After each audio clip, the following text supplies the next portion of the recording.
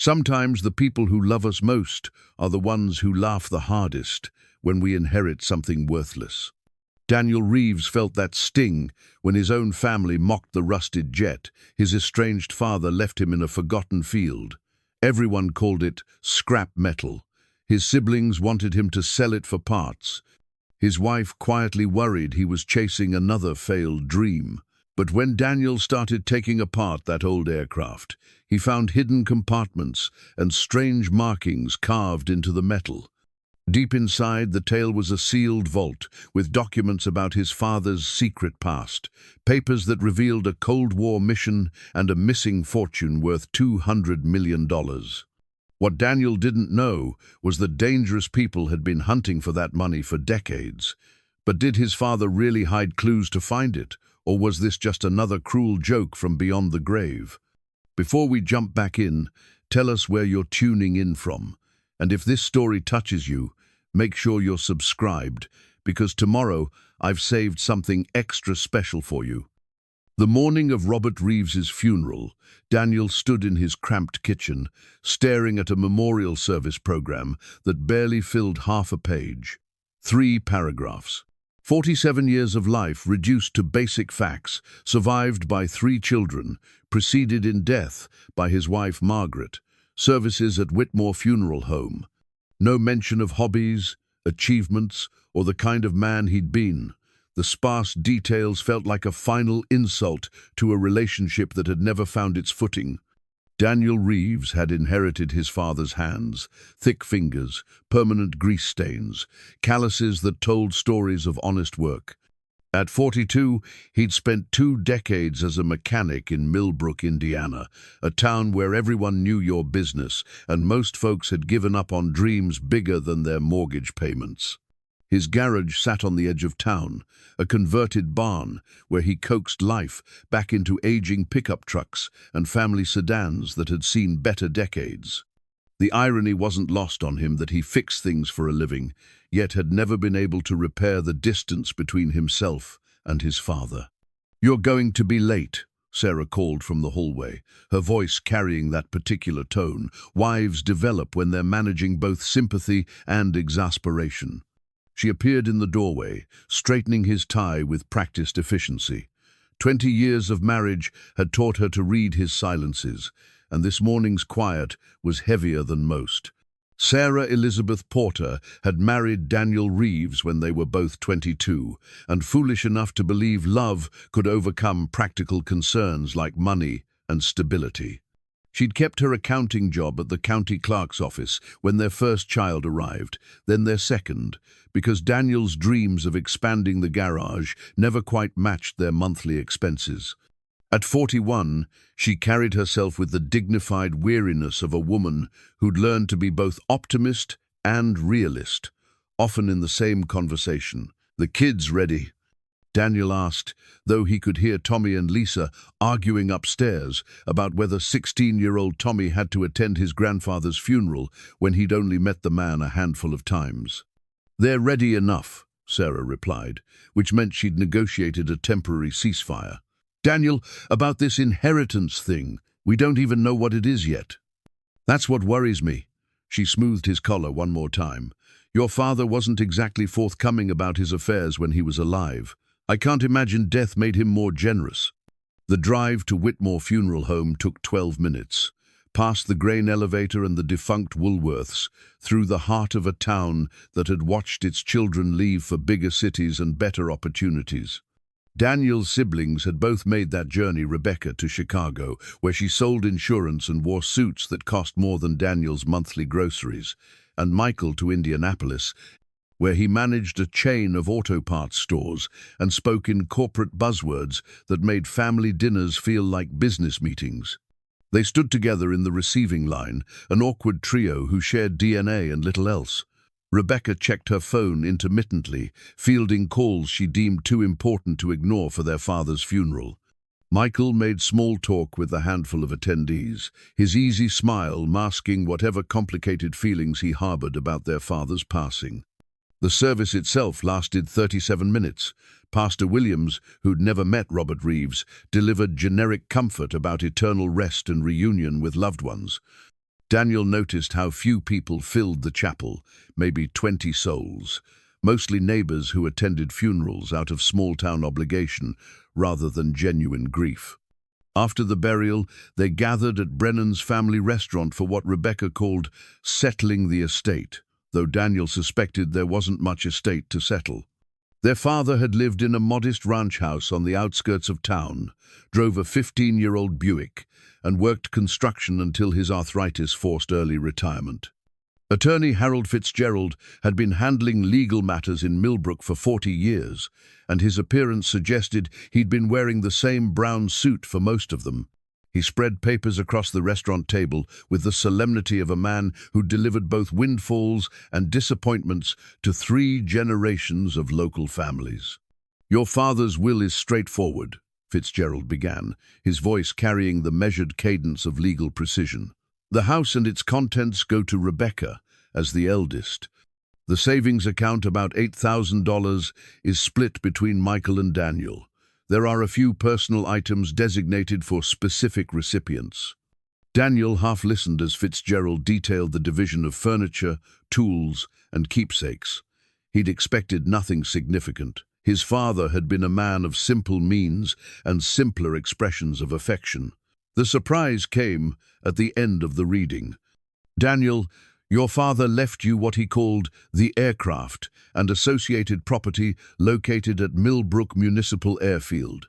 Fitzgerald removed his glasses and cleaned them slowly. "I should mention, I advised him against this particular bequest. The aircraft in question hasn't been maintained in decades. The county's been after him for years about storage fees and property violations." Rebecca looked up from her phone for the first time in 20 minutes. "What aircraft? Dad didn't own a plane." "Apparently, he did." Fitzgerald consulted his notes. "A 1962 Cessna 310, registered under his name since 1963. It's been sitting in a field behind the old terminal building for as long as anyone can remember." Michael laughed, the sound sharp in the restaurant's quiet. "Danny gets a broken-down airplane. That sounds about right. There are significant back taxes and storage fees," Fitzgerald continued. "The county's prepared to take possession if those aren't addressed within 90 days. I'd estimate the total liability at around $12,000. Daniel felt Sarah's hand tighten on his arm. $12,000 was more than they had in their savings account, more than they could afford to lose on their father's final riddle. "Can we see it?" Daniel asked, ignoring his siblings' exchange of meaningful glances. Fitzgerald provided directions to the municipal airfield, a forgotten strip of cracked asphalt where flying lessons had ended sometime in the 1980s. The terminal building stood empty, its windows boarded, weeds growing through the foundation cracks. They found the aircraft exactly where Fitzgerald had indicated, behind the building, partially hidden by 20 years of volunteer vegetation. Daniel's first glimpse explained his siblings' amusement. The Cessna sat like a wounded bird, its white paint faded to the color of old bones, moss covering the wings, landing gear half sunk into earth that had reclaimed its share of the machine. "Jesus, Dad," Rebecca muttered. "Even from the grave, you're sticking Danny with your problems." The twin-engine plane had once been beautiful. Daniel could see that beneath the decay, someone had loved this aircraft enough to modify it extensively. The passenger compartment showed signs of custom work, reinforced panels, additional storage, modifications that suggested purpose beyond simple transportation. "It's actually in better shape than it looks," Daniel found himself saying, though he wasn't sure why he felt compelled to defend the machine. "The engines are protected. Structure seems solid. It's mostly cosmetic damage." Michael kicked at one of the deflated tires. "Cosmetic damage and about $50,000 in restoration costs. Danny, cut your losses. Sign it over to the county and walk away." But Daniel was already moving around the aircraft, his mechanic's eye cataloging details others missed. The modifications weren't random. They followed a logic he couldn't yet understand. Extra fuel tanks, reinforced cargo areas, communication equipment beyond what civilian pilots typically needed. Sarah watched him with the expression she wore when he brought home broken lawn mowers and promised to restore them. "Daniel, we can't afford this." "I know." He ran his hand along the fuselage, feeling the solid construction beneath the surface rust. "But maybe there's something here worth preserving." Rebecca's phone buzzed with another call. "I have to get back to Chicago. Michael, can you handle the house clean-out?" "Already arranged." Michael jangled his keys. "Danny, seriously, don't get romantic about this piece of junk. Dad left you a problem, not a gift." After his siblings drove away, Daniel and Sarah stood alone with the aircraft. The afternoon sun slanted through the overgrown trees, casting shadows that made the plane look even more abandoned. "What are you thinking?" Sarah asked, though her tone suggested she already knew. "I'm thinking about the modifications, about why Dad never mentioned owning an airplane, about what kind of man buys a plane and lets it sit in a field for 40 years. I'm thinking about $12,000 we don't have." Daniel nodded, understanding her concern. They'd struggled financially since the recession hit Millbrook's manufacturing base. His garage generated enough income to cover their basic expenses, but luxuries like airplane restoration were beyond their reach. Yet, something about the aircraft called to him. Perhaps it was the quality of the modifications, the careful craftsmanship that spoke of serious purpose. Perhaps it was the mystery of his father's hidden ownership. Or perhaps it was simply the stubborn streak that had kept Daniel in Millbrook when smarter men moved away. "What if there's value here we're not seeing?" he asked. "What if Dad left this for a reason?" Sarah sighed, a sound that carried 20 years of similar conversations. "And what if it's just another one of his disappointments? Daniel, your father wasn't exactly known for his sound financial decisions." She was right, of course. Robert Reeves had been a man of modest means and questionable judgment. The airplane probably represented nothing more than an old man's forgotten dream, abandoned when reality intruded on fantasy. But as they walked back to their truck, Daniel found himself looking over his shoulder at the aircraft. In the fading light, it almost seemed purposeful in its solitude, like a secret waiting 40 years to be discovered. That evening, after Tommy and Lisa had gone to their rooms and Sarah had settled at the kitchen table with her crossword puzzle, Daniel sat in his workshop behind the garage. The space smelled of motor oil and metal shavings, familiar scents that usually brought him comfort. Tonight, they couldn't quiet the questions circling his mind. He'd called the county about the storage fees. The total was actually $14,000, not $12, with additional penalties accumulating monthly. The clerk had been sympathetic but clear pay or forfeit. No extensions, no payment plans. Sarah appeared in the doorway with 2 cups of coffee, settling into the lawn chair he kept for her occasional visits to his sanctuary. "I've been thinking about the plane," she said, and I think you should at least look at it properly before you decide anything. You've got a good eye for mechanical things. If there's salvage value, you'll see it." Daniel accepted the coffee gratefully. "Michael and Rebecca think I'm being foolish." "Michael and Rebecca have different priorities. They see problems where you sometimes see possibilities." She paused. "But Daniel, we can't afford to be wrong about this. If it's truly worthless, we walk away. We can't sacrifice our family's security for another one of your projects."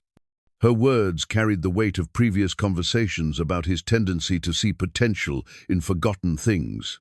Sometimes he'd been right. The 1967 Mustang he'd restored and sold for twice what he'd paid. Sometimes he'd been spectacularly wrong. The boat engine that consumed 6 months and $800 before he admitted defeat. "I'll take a proper look tomorrow," he promised. "If it's hopeless, I'll sign it over to the county." Sarah squeezed his shoulder as she rose to leave. "Just remember, some things are meant to stay buried. Your father kept that plane secret for 40 years. Maybe he had good reasons." Alone in his workshop, Daniel stared at the coffee growing cold in his hands.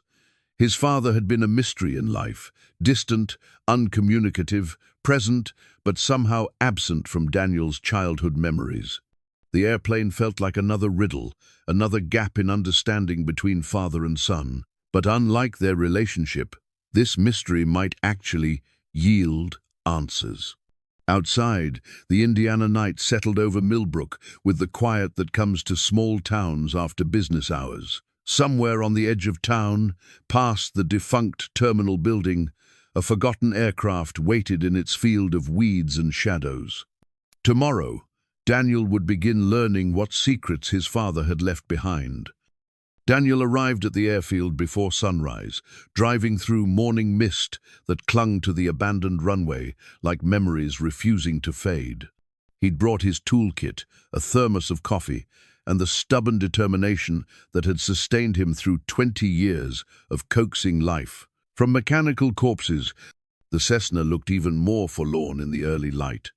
Dew had settled on its faded surfaces, making the metal gleam where rust hadn't claimed it. Daniel circled the aircraft slowly, noting details he'd missed in yesterday's cursory inspection. The landing gear, though sunk into soft earth, showed signs of quality maintenance before abandonment. Someone had cared for this machine, at least initially. He started with the exterior, checking control surfaces and looking for structural damage. The twin engines were seized, as expected, but the propellers moved when he applied pressure. The fuel tanks were empty, which was fortunate. 40-year-old aviation fuel would have created environmental hazards. The passenger door opened with protest, hinges groaning against years of disuse. Inside, Daniel found himself in a time capsule. The interior had been extensively modified from the standard Cessna configuration. Where civilian aircraft typically seated 4 passengers, this plane featured only 2 seats, facing a sophisticated communication console that belonged in a military aircraft, not a private plane. The pilot's seat was cracked leather, worn smooth by countless hours of use. On the floor beside it, wrapped in oiled canvas, Daniel discovered his first real surprise, a logbook that had somehow survived 4 decades of neglect. The leather cover was water-stained but intact. Inside, pages of flight records stretched from 1962 to 1967, then stopped abruptly. But these weren't ordinary pilot entries. The handwriting was his father's, but the destinations made no sense. Coordinates instead of airport codes, duration times that suggested flights beyond any civilian aircraft's normal range. And most puzzling of all, passenger manifests that listed only numbers, never names. Daniel sat in the pilot's seat, logbook open across his knees, trying to understand what he was reading. The entries were methodical, precise, but coded in a way that obscured their true purpose. Flight 847, departure 230 hours, coordinates 52.5N, 13.4E, cargo manifest classified, return 1,847 hours. Below it, in different ink, someone had written package delivered, authentication confirmed, subject relocated successfully. Making progress? Daniel spun around to find a man standing in the aircraft's doorway, tall, silver-haired, wearing a windbreaker that looked too expensive for Millbrook's casual atmosphere. The stranger's smile was friendly, but his eyes remained watchful. "Sorry to startle you," the man continued, stepping into the cabin uninvited. "I heard Robert Reeves had passed. Figured someone might finally be dealing with this old bird. And you are." "Marcus Webb. I knew your father, back in the day." He gestured toward the communication equipment. "Worked with him on some government contracts. When I heard about the inheritance, I thought I'd stop by, see if you might be interested in selling." Daniel closed the logbook carefully. "Selling? Well, let's be honest. It's not exactly flyable condition." Webb's gaze moved around the modified interior with familiarity that suggested previous visits. But there might be some historical value. Aircraft like this, with the modifications, collectors sometimes pay decent money for the components. Something in Webb's casual tone triggered Daniel's instincts. 20 years of dealing with customers had taught him to recognize when someone wanted something more than they were admitting. What kind of government contracts? Oh, this and that. Transportation services, mostly. Your father was a good pilot, very reliable. Webb's smile never wavered, but he'd deflected the question without answering it. The point is, I'd be willing to make you an offer. Save you the trouble of dealing with restoration or scrapping. Daniel stood, tucking the logbook under his arm. I appreciate the offer, but I'm not ready to make any decisions yet. Of course. Take your time. Webb produced a business card. But don't take too long. These old aircraft, they deteriorate quickly once you start poking around. Sometimes it's better to let sleeping dogs lie. After Webb left, Daniel spent another hour exploring the aircraft's interior. Behind the passenger seats, he discovered the first hidden compartment, a panel that appeared solid but shifted when he applied pressure in the right sequence. Inside, wrapped in plastic, were documents that made his hands shake as he read them. Aviation charts of Eastern Europe, marked with flight paths and timing notations. Photographs of airfields that didn't appear on any civilian maps. And most disturbing of all, a letter addressed to D. Reeves in his father's handwriting, dated just 2 years ago. The letter was brief. If you're reading this, I'm gone, and you've found what I couldn't bring myself to destroy. The plane was never about flying. It was about coming home. The real cargo is still hidden. Trust no one who knew me before 1968. The key is where you learn to work with your hands. Ah. Daniel read the letter 3 times before the implications settled in his mind. His father had known someone would eventually search the aircraft. He'd planned for this discovery, left clues that assumed Daniel would pursue the mystery. The phrase, where you learn to work with your hands, could only mean one place: his father's workshop, in the garage, behind their childhood home.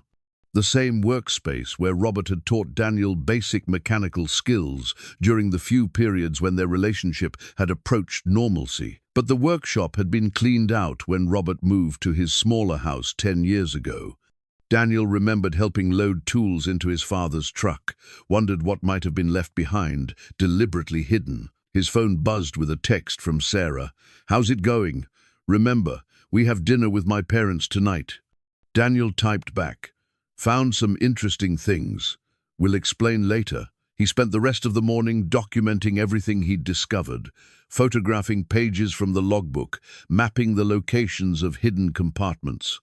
The aircraft was revealing itself as something far more complex than abandoned transportation. By noon, he'd found 2 more concealed panels and enough evidence to confirm that this Cessna had been modified for purposes that had nothing to do with civilian aviation.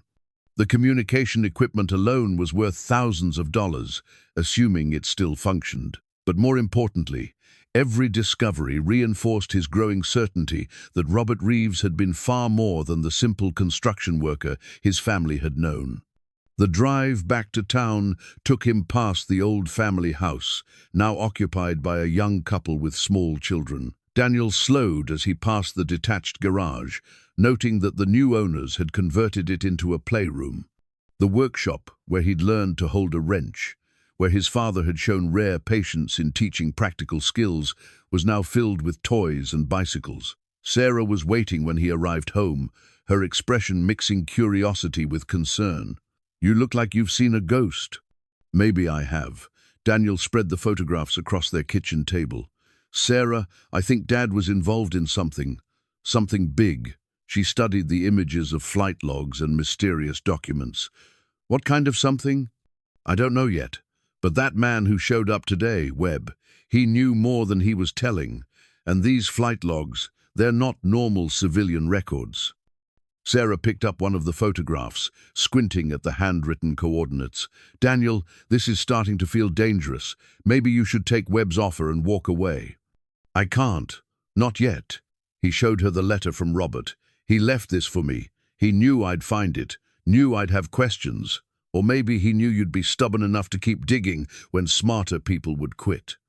That evening, over dinner with Sarah's parents, Daniel found himself distracted by thoughts of hidden compartments and coded flight logs. His father-in-law, a retired banker, noticed his preoccupation. "Sarah says you inherited an airplane. That's unusual."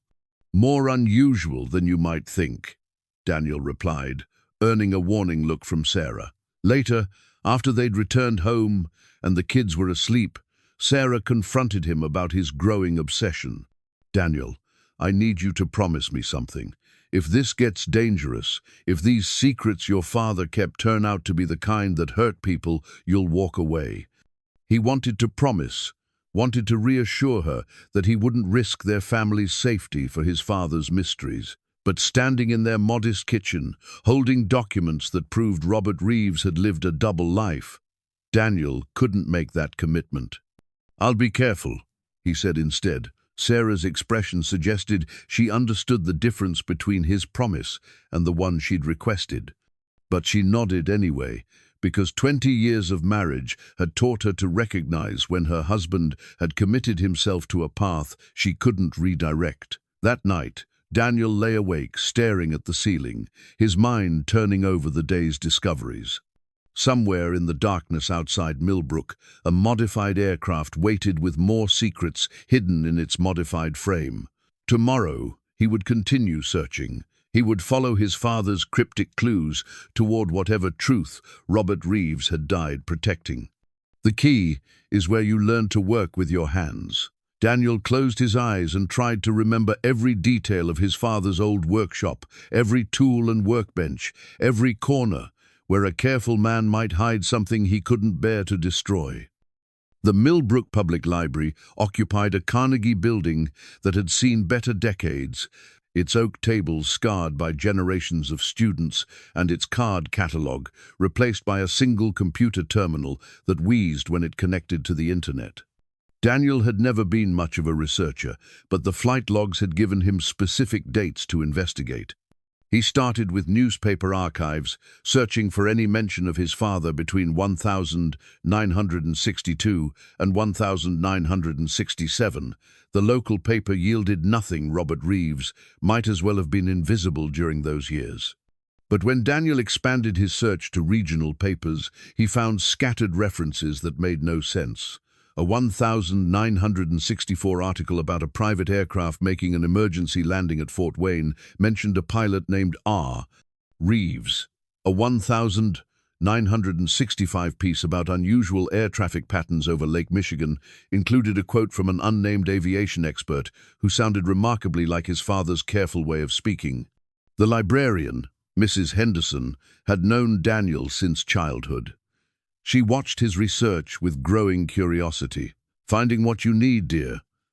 I'm trying to learn about aviation in the 1960s. Private aircraft, government contracts, that sort of thing." Mrs. Henderson's expression grew thoughtful. "You know, we have some materials that aren't in the computer system yet. Local Historical Society donated boxes of documents last year. Haven't had time to catalogue everything." She led him to a back room where filing boxes sat stacked against water-stained walls. Military history, aviation records, government documents that got declassified. "Help yourself, but put things back where you found them." Daniel spent 3 hours sifting through papers that chronicled the forgotten history of American aviation. Most were routine flight training records, aircraft registration changes, insurance claims from decades past. But in a box labeled Cold War-era miscellaneous, he discovered something that made his hands tremble. A 1963 memo from the Civil Aeronautics Administration addressed concerns about irregular flight patterns by private aircraft along the Canadian border. The memo specifically mentioned concerns about undocumented cargo and passenger transport by aircraft registered under civilian operators, but displaying characteristics consistent with government contract work. One of the aircraft registrations mentioned was in 7847C, the tail number painted on his father's Cessna. Daniel photographed the document with his phone, then continued searching. 20 minutes later, he found aviation charts of the Great Lakes region, marked with notations in familiar handwriting. His father's modifications weren't random. They followed specific routes, timed to coincide with weather patterns and air traffic schedules that would minimize observation. The workshop reference in Robert's letter had been nagging at Daniel since yesterday. The house had been sold, but the current owners might allow him to examine the garage. It was worth asking. The young couple who'd bought the family home were named Patterson. Daniel had never met them, but their children played in the same yard where he'd learned to ride a bicycle and caught fireflies on summer evenings. Mrs. Patterson answered his knock with a baby balanced on her hip and paint smudges on her fingers. "I know this is unusual," Daniel began, "but I inherited something from my father that included a reference to his old workshop. I was wondering if I could take a quick look in the garage." Mrs. Patterson's husband appeared behind her, sizing up Daniel with the protective instinct of a man who'd invested his savings in a house and neighborhood. "What kind of reference?" Patterson asked.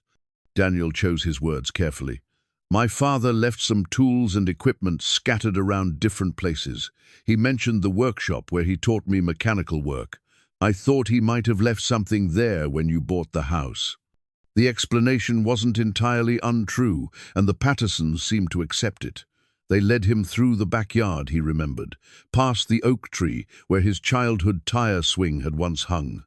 The garage had been transformed into a playroom, but the basic structure remained unchanged. Daniel recognized the workbench his father had built, now supporting toy boxes and art supplies. The tool pegboard still hung on the far wall, painted bright yellow to match the room's cheerful atmosphere. "Take your time," Mrs. Patterson said. "The children are napping, so we won't disturb you." Daniel worked methodically, checking every corner, every shelf, every space where his father might have hidden something. The concrete floor had been painted since the sale, but Daniel remembered helping Robert pour that foundation when he was 12. They'd worked together in rare harmony, measuring and leveling, his father patient with his fumbling attempts to help. Behind the workbench, where the original electrical panel was mounted, Daniel found what he was looking for. The panel appeared normal, but when he pressed the metal housing in a specific sequence, the same pattern his father had used to open the aircraft's hidden compartment, a section shifted inward. Inside, wrapped in oiled cloth, were aviation maps covering routes from the Great Lakes to the eastern seaboard. But these weren't the civilian charts available to any pilot. These were marked with restricted airspace, military installations, and notations that suggested intimate knowledge of border security procedures. More importantly, the maps were dated from different years, suggesting that Robert's mysterious activities had continued long after the flight logs ended. The most recent map was dated 1979, 16 years after Daniel had assumed his father's secret career had ended. A folded paper fell from between the maps. Daniel opened it to find another letter in his father's handwriting. "D, if you found the workshop cache, you're committed to understanding the truth. The aircraft was my insurance policy, but the real evidence is distributed across multiple locations. Each clue leads to the next, but only if you have the intelligence to interpret them correctly. The men I worked for believed in compartmentalized information. I adopted their methods for my own protection. Look for the places where we shared good memories. The truth is there, waiting for someone who knew me well enough to find it. Be careful who you trust. Some of the people I worked with are still alive, and they won't appreciate having their secrets disturbed. Ah." Daniel photographed the maps and letter, then carefully replaced everything in the hidden panel. His father had been methodical in his secrecy, creating a trail that only family could follow while protecting the evidence from casual discovery. As he prepared to leave, Mrs. Patterson appeared with fresh coffee and the curiosity of a neighbor who'd noticed his intense focus. "Find what you were looking for?" "Some old tools that have sentimental value," Daniel replied, accepting the coffee gratefully. "Thank you for letting me look. Your father was a quiet man, but he was always helpful when we had questions about the house. He knew every inch of this place." The comment reinforced Daniel's growing understanding of Robert's careful nature. His father had been a planner, someone who thought steps ahead and prepared for contingencies that might not arise for decades. Back home, Daniel spread the new maps across his kitchen table beside the aircraft documents. The pattern was becoming clearer. His father had been involved in transportation activities that required intimate knowledge of airspace restrictions, border security, and military installations. The dates suggested a career that spanned at least 17 years, far longer than the aircraft's flight logs indicated. Sarah found him there when she returned from grocery shopping, surrounded by documents that told the story of a man they'd never really known. "Daniel, this is getting complicated." "I know." He showed her the letter from the workshop. "But he left this trail deliberately. He wanted someone to find it. Maybe he wanted someone to destroy it. Maybe these are the kind of secrets that people take to their graves for good reasons." Daniel understood her concern, but the methodical nature of Robert's hidden messages suggested otherwise. These weren't the random paranoid preparations of a disturbed man. They were the careful arrangements of someone who'd lived with dangerous knowledge and wanted to ensure it wouldn't die with him. That evening, Marcus Webb called. "Daniel, I hope you've had time to consider my offer about the aircraft. I'd hate to see you get in over your head with restoration costs. I'm still evaluating the situation." "Of course, but I should mention, I've been asking around town about the plane. Seems like you've been doing some research yourself. Library visits, asking questions. That's exactly the kind of attention that might complicate things." The subtle threat in Webb's voice was unmistakable. Daniel felt his protective instincts sharpen. Complicate things for whom? "For everyone involved. Your father was a careful man, Daniel. He kept certain things private for good reasons. Some stones are better left unturned." After Webb hung up, Daniel sat in his workshop, staring at tools that had belonged to his father. He was beginning to understand that Robert's gift hadn't been an aircraft at all. It had been a choice, the opportunity to learn who his father really was, balanced against the safety of ignorance. Sarah appeared in the doorway with 2 cups of coffee and the expression she wore when preparing for difficult conversations. "Daniel, I need you to think carefully about what you're doing.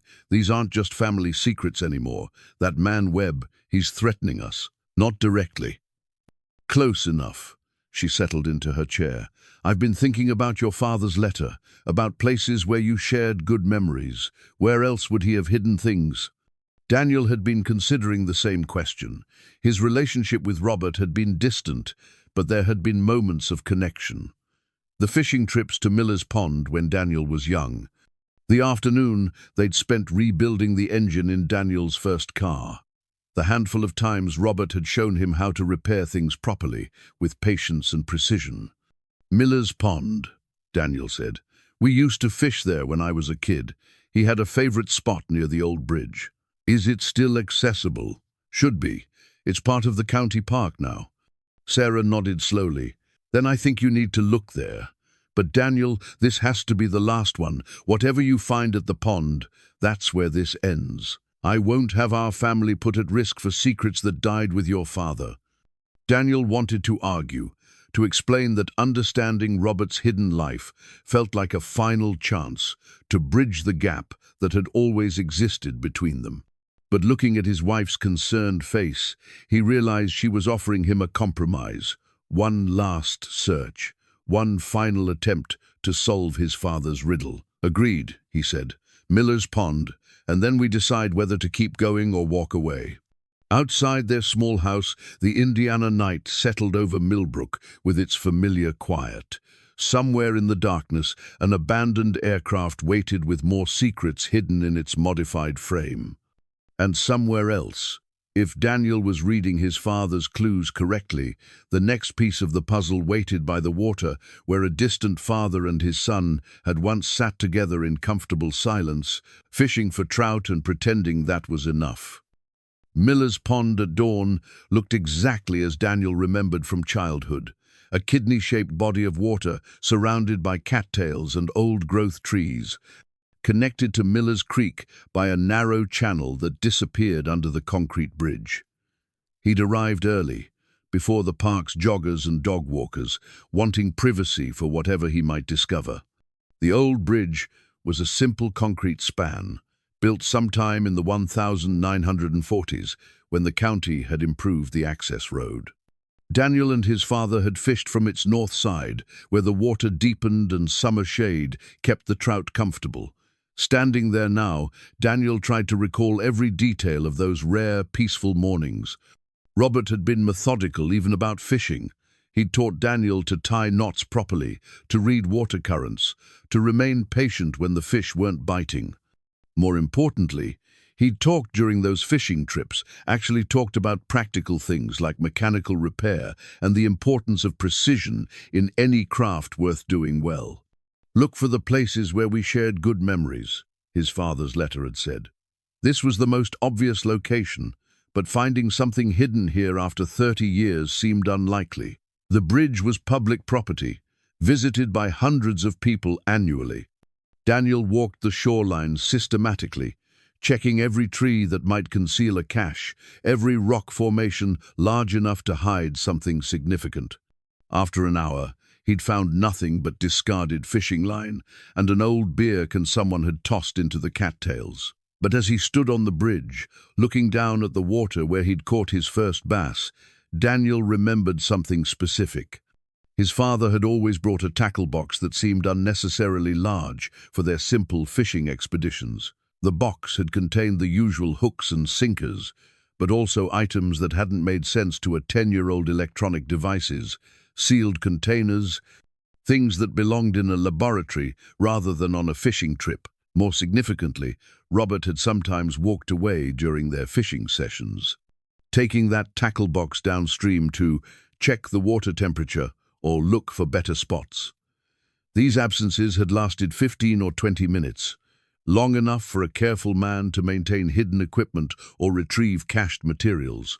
Daniel followed the creek downstream from the bridge, moving carefully through brush that had grown thicker over the decades. About 300 yards from their usual fishing spot, he found what he was looking for, a concrete culvert that channeled the creek under a maintenance road.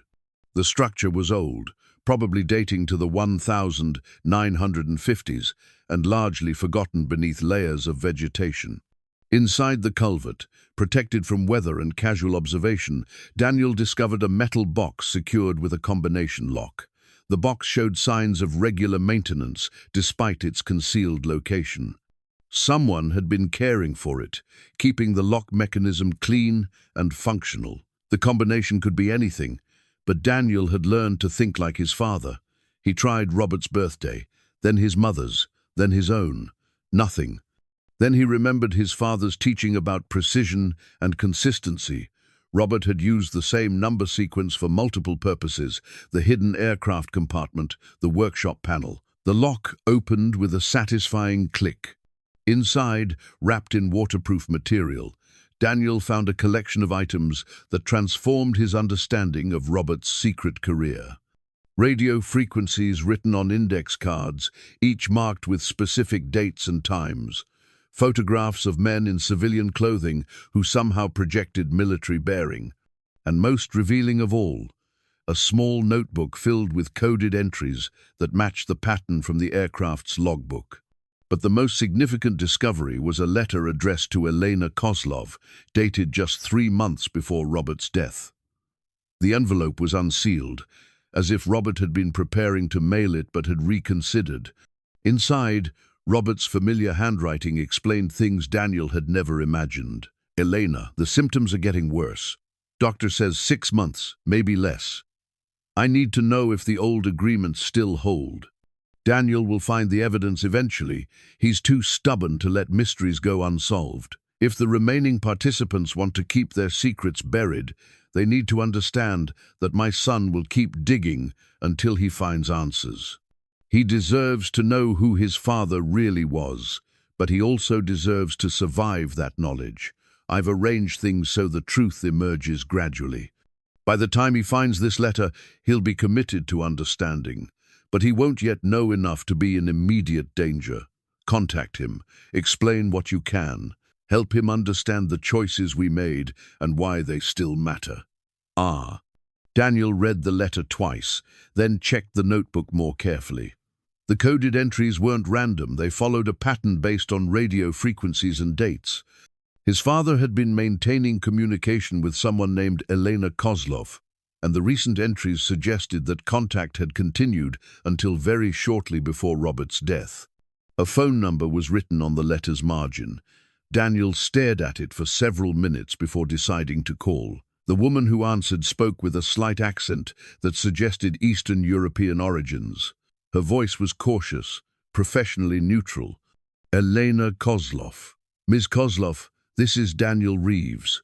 I think my father, Robert Reeves, was trying to contact you. A long pause. Daniel, I wondered when you would call. Your father said you would find the evidence eventually. You knew him well? We worked together for many years. I think it's time we met. Can you come to Fort Wayne? There's a diner called Mickey's on Calhoun Street. Tomorrow, 2 o'clock. Should I bring anything? Bring the questions you've been collecting. I'll bring some answers. After Elena hung up, Daniel sat in the culvert for another 20 minutes, processing what he'd learned. His father hadn't just been involved in mysterious activities, he'd been part of an ongoing operation that had continued until his death. The careful distribution of evidence wasn't random. Robert had been preparing for this moment, arranging for Daniel to discover the truth in a sequence that would maximize understanding while minimizing danger.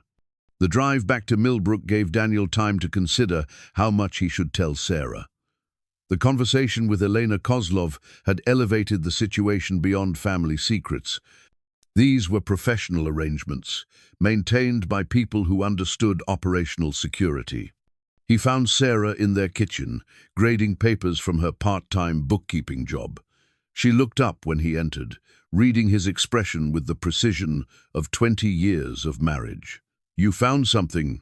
Daniel showed her the photographs and notebook, but kept Elena's letter folded in his pocket.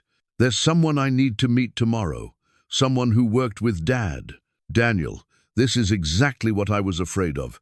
You're getting drawn into something bigger than you can handle. I know, but I've already called her. Meeting tomorrow afternoon. Sarah set down her pen and studied his face.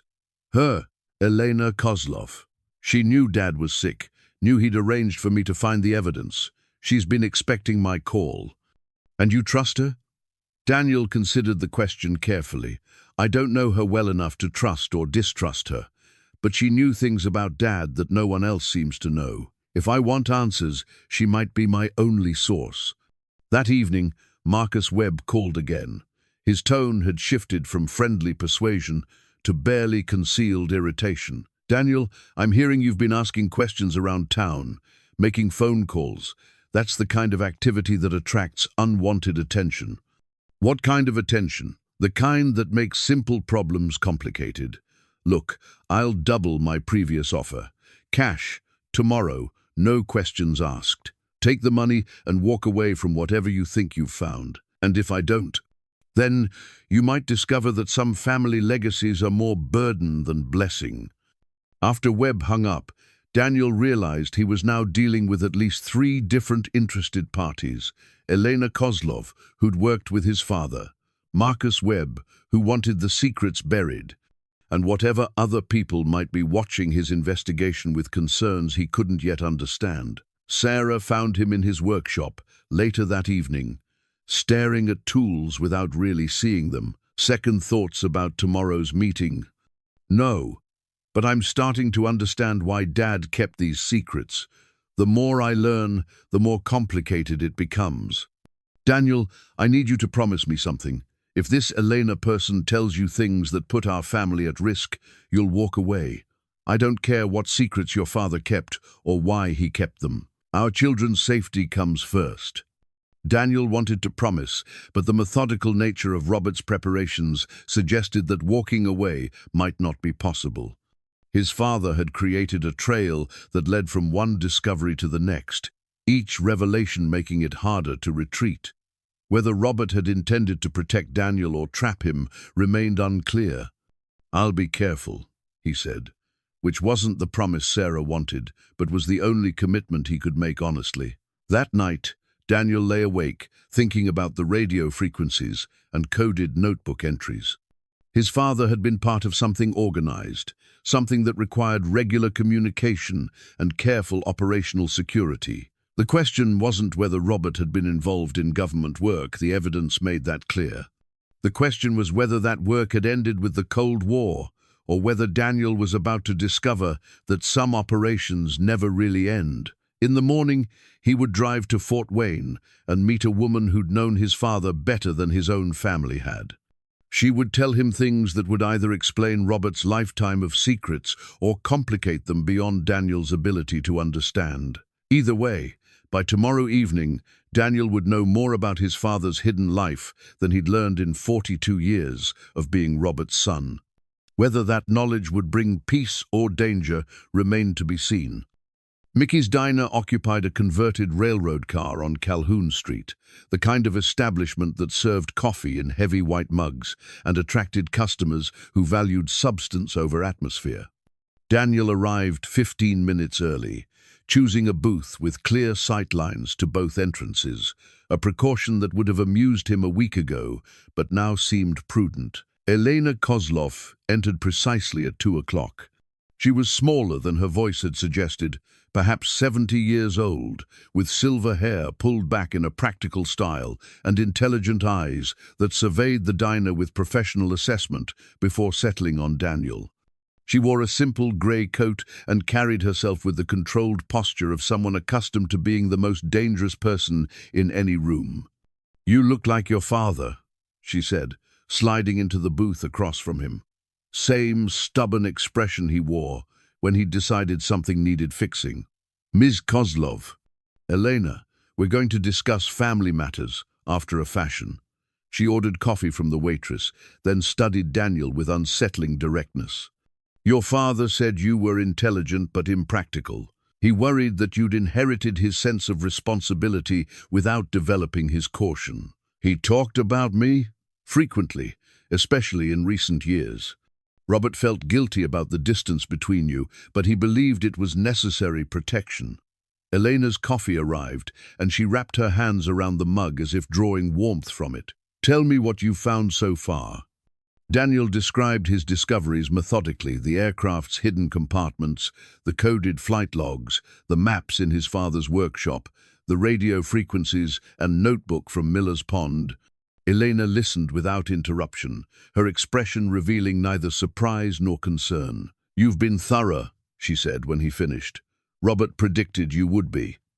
He said you approached mechanical problems the same way he approached operational planning, systematically, persistently, refusing to accept incomplete solutions." "What kind of operations?"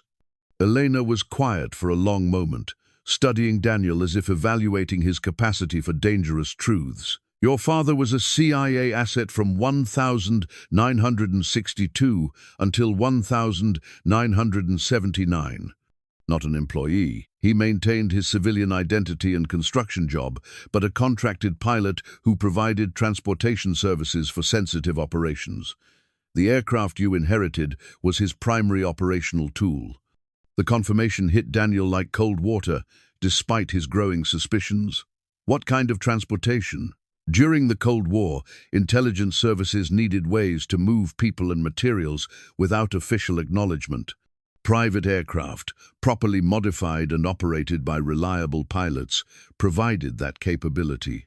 Your father specialized in cross-border operations, extracting assets from Soviet-controlled territories, delivering equipment to resistance groups, transporting defectors to safe locations. Daniel thought about the flight logs, with their cryptic coordinates and passenger manifests. The numbers in his logbook, those were people. Asset identification codes. Your father transported 47 people to freedom over 17 years. Scientists, military officers, political dissidents, anyone whose knowledge or testimony was valuable to Western intelligence services. Elena's voice carried professional pride. He never lost anyone, not once. The weight of Robert's hidden heroism settled over Daniel like a revelation. His distant, uncommunicative father had been saving lives while maintaining a cover identity as an ordinary construction worker. Why did he stop in 1979? Elena's expression darkened. Operation Falcon, the mission that ended his operational career and created the problems you're now inheriting. I found that name in his documents. Your father volunteered for one final operation, recovering assets that Nazi war criminals had hidden in Swiss banks. The operation was successful. We recovered documentation proving that several prominent American businessmen had collaborated with Nazi financial networks. We also recovered approximately $219 million in assets that rightfully belonged to Holocaust survivors and their families. Daniel felt pieces of the puzzle shifting into place. The money went missing. The money was stolen by the CIA officials who organized Operation Falcon. They intended to distribute it among themselves rather than return it to its rightful owners. Your father discovered the theft and refused to participate. So he kept the evidence. He kept everything. Documentation proving the Nazi connections, bank records showing the theft, correspondence between the corrupt officials. He also kept the access codes for the Swiss accounts where the money was deposited. Elena leaned forward, her voice dropping to barely above a whisper. Your father spent the last 40 years of his life protecting that evidence and planning for its eventual revelation. Daniel stared at her, understanding finally dawning. The Swiss bank key, Elena nodded. Hidden in the aircraft's instrument panel, if he followed the plan we discussed. The key unlocks more than just the account. It provides access to safety deposit boxes containing complete documentation of Operation Falcon and the subsequent theft. Why didn't he expose this himself? Because the people who stole that money are still alive, still powerful. 3 of them hold significant positions in current intelligence services.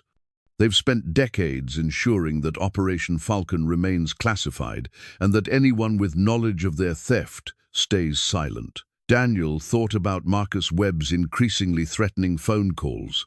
Webb works for them. Marcus Webb was Robert's handler during the early operations. When your father refused to participate in the theft, Webb became his warden, tasked with ensuring Robert's silence. Webb has been watching your father for 40 years, waiting for any sign that the secret might emerge. The diner seemed to grow quieter around them, as if the weight of these revelations had somehow muffled the normal sounds of afternoon traffic and casual conversation. Daniel found himself looking toward the windows, wondering if Webb's surveillance had followed him to Fort Wayne. Elena noticed his concern. We're safe here. I chose this location carefully. But Daniel, you need to understand something. By continuing your investigation, you've made yourself a target. Webb's employers won't tolerate the possibility of exposure. What do they want? They want the evidence destroyed and anyone with knowledge of it eliminated. They've remained safe for 40 years because your father was careful and disciplined. You're neither careful nor disciplined, which makes you dangerous to them. Daniel felt anger building not just at the corrupt officials Elena described, but at his father's lifetime of silence. Why didn't he tell me? Why let me stumble into this blindly? Because he hoped you wouldn't. He arranged the evidence trail as insurance, not as an invitation. If you'd been content to sell the aircraft for scrap, the secrets would have died with him. By investigating, you proved you needed to know the truth. And now? Elena reached into her purse and withdrew a small metal object, a key identical to the one Daniel had found in the aircraft. Your father gave me this 20 years ago, when he realized his age and health might prevent him from completing the mission himself. It opens a safety deposit box in Chicago, containing backup copies of everything. She placed the key on the table between them. You have a choice, Daniel. You can take this key and complete your father's work, expose the corruption, return the stolen money to its rightful recipients, ensure that the victims of Operation Falcon receive justice. Or you can walk away, sell the aircraft to Webb's people, and let the past stay buried. Daniel stared at the key, understanding that touching it would commit him to a path he couldn't retreat from. What happens if I choose justice? You'll face professional killers with 40 years of experience in keeping secrets buried. You'll risk your family's safety for the sake of people you've never met. You'll discover that sometimes doing the right thing costs more than you ever imagined. And if I walk away, Webb's employers will sleep easier, your father's work will remain unfinished, and $219 million in stolen assets will remain in the hands of people who enrich themselves through collaboration with war criminals. The choice was brutal in its simplicity, but Elena's presentation felt incomplete. Daniel sensed she was holding something back. There's more, isn't there? Something you haven't told me. Elena smiled for the first time since entering the diner. Your father said you were perceptive. Yes, there's more. The corrupt officials aren't the only interested parties. I represent a group of intelligence veterans who've been working quietly for decades to address Cold War injustices. We have resources, experience, and most importantly, we have a plan. What kind of plan? Your father's evidence, properly revealed, would expose not just the Operation Falcon theft, but a pattern of corruption that continued long after the Cold War ended. The story would trigger congressional investigations, criminal prosecutions, and most importantly, the return of stolen assets to Holocaust survivors and their families. Elena leaned back in her seat. We're not asking you to face Webb's people alone, Daniel. We're offering you the chance to finish your father's work with support from people who understand the risks and know how to manage them. Daniel picked up the key, feeling its weight in his palm. Such a small object to carry such enormous consequences. If I do this, what happens to my family? We protect them, relocation if necessary, new identities if the situation demands it. Your father made those arrangements a condition of any future operation. He planned for this conversation. He planned for every contingency he could imagine. Robert Reeves was many things, but he was never unprepared. Daniel thought about Sarah's concerns, about his children's safety, about the simple life he'd built in Millbrook. Then he thought about the people his father had saved, the justice that had been denied for 40 years, the choice between comfortable ignorance and dangerous truth. How long do I have to decide? Webb's people are already moving. They broke into your house yesterday while you were here. They found copies of the documents you photographed, but couldn't locate the originals. They know you're close to understanding everything. The revelation hit Daniel like a physical blow. They were in my house. Your wife and children were at school and work. No one was hurt. But Daniel, the grace period is over. Webb's employers have decided you know too much to remain free. The only question now is whether you'll face them with our support or alone. Daniel closed his fist around the key, feeling its edges press into his palm. His father had spent 40 years preparing for this moment, arranging pieces on a board that stretched across decades. Now the game was ending, and Daniel had to choose which side he wanted to win. Outside Mickey's diner, Fort Wayne continued its normal afternoon rhythm, traffic lights changing, people hurrying to appointments. In life, proceeding with the comfortable predictability that Daniel realized he was about to abandon forever. What's the first step? He asked. Elena's smile was both satisfied and sympathetic. Now you learn what your father really did for 17 years and why the truth was worth protecting with his life. The drive back to Millbrook felt like traveling through a world that had shifted while Daniel wasn't watching. Every car in his rearview mirror might contain surveillance. Every phone call might be monitored. Every decision might have consequences extending far beyond his understanding. Elena had given him a secure phone and instructions to call only from public locations, using code phrases that felt like dialogue from spy movies. But first, he had to face Sarah. She was waiting in their living room when he arrived, surrounded by evidence of the break-in he hadn't known had occurred. Drawers had been searched and carefully restored to approximate order, papers shuffled through and restacked, personal items examined and replaced. The violation was subtle but thorough, the work of professionals who wanted to learn without revealing their presence. They were very neat about it, Sarah said without looking up from the insurance papers she was reviewing. If I hadn't noticed my jewelry box was positioned differently, I might never have known. Daniel sat beside her on the couch they'd bought second-hand 12 years ago, in the living room where they'd raised their children and planned their modest dreams. The domestic normalcy felt surreal after his conversation with Elena. "I'm sorry." "Are you?" "Because I think part of you is excited about this. Finally, a mystery worthy of your attention. Finally, secrets that make your father interesting instead of just distant." Her words stung because they contained truth he didn't want to acknowledge. "Sarah, it's more complicated than that." "Then explain it to me. Make me understand why strangers are searching our house and threatening our family because of something your father did 40 years ago." Daniel told her everything: Elena's revelations about Robert's CIA work, Operation Falcon, the stolen Nazi gold, the corrupt officials who'd been protecting their secret for decades. Sarah listened without interruption, her expression growing more concerned with each detail. $219 million, she said when he finished. "That belongs to Holocaust survivors and their families. And you believe this, Elena person? You trust someone who admits to being part of whatever secretive organization your father worked for?" The question forced Daniel to confront his own motivations. Did he trust Elena, or did he simply want to believe that Robert's lifetime of distance had served a noble purpose? "I trust the evidence.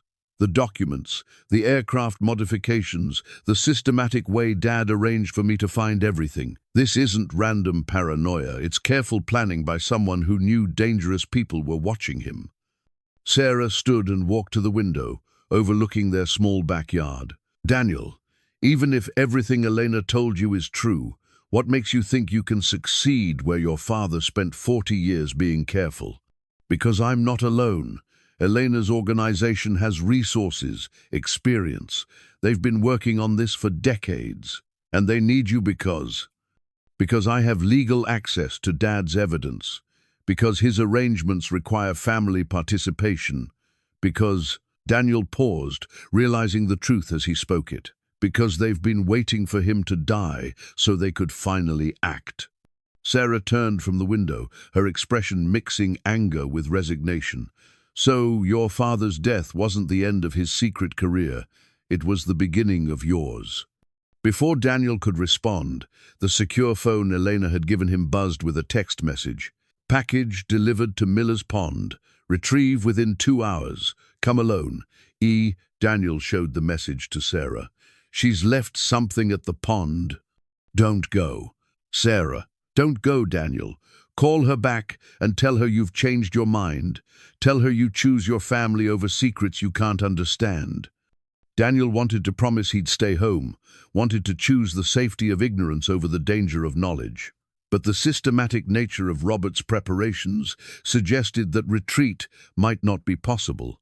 His father had created a sequence of discoveries, each one making it harder to abandon the truth. What if walking away isn't an option anymore? What if they consider me a threat, regardless of what I choose? Sarah's silence was answer enough. She understood, as he was beginning to understand, that some secrets don't allow witnesses to remain neutral. The secure phone buzzed again. "Webb's team moving tonight. Retrieve package now or lose opportunity permanently." Daniel kissed Sarah gently, tasting tears he hadn't noticed falling. "Lock the doors. Don't answer the phone. If I'm not back in 2 hours, take the kids and go to your sister's house in Indianapolis. Daniel, I love you. Remember that, whatever happens next." Miller's Pond looked different in late afternoon light, shadows stretching across water that reflected the golden October sky. Daniel found Elena's package exactly where he'd discovered his father's cache that morning, inside the concrete culvert, protected from weather and observation. The package contained items that transformed his understanding of the situation's urgency. Photographs of men in expensive suits, identified by handwritten captions as the surviving Operation Falcon participants. Current addresses, daily schedules, security arrangements. A plan for coordinating their simultaneous exposure through multiple media outlets. But most importantly, the package contained a letter written in Robert's handwriting, dated just 1 month before his death. "Daniel, if you're reading this, Elena has decided you're ready for the final phase." The evidence you've found so far proves the theft occurred, but it doesn't provide access to the stolen funds. The real key, the one that opens the Swiss accounts, is hidden in the aircraft's tail section, behind the emergency locator transmitter. But Daniel, retrieving that key will trigger electronic alarms that have been monitored for 40 years. The moment you remove it, Webb's employers will know their secret is about to be exposed. You'll have perhaps 12 hours to complete the mission before they locate and eliminate everyone involved. Elena's plan is sound, but the risks are absolute. Choose carefully. Your children deserve a father more than the world deserves justice. But if you choose justice, know that your father is proud of the man you've become.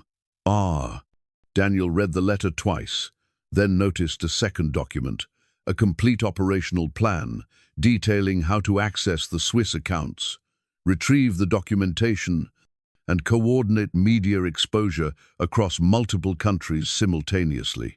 Elena's organization had spent years preparing for this moment. His secure phone rang.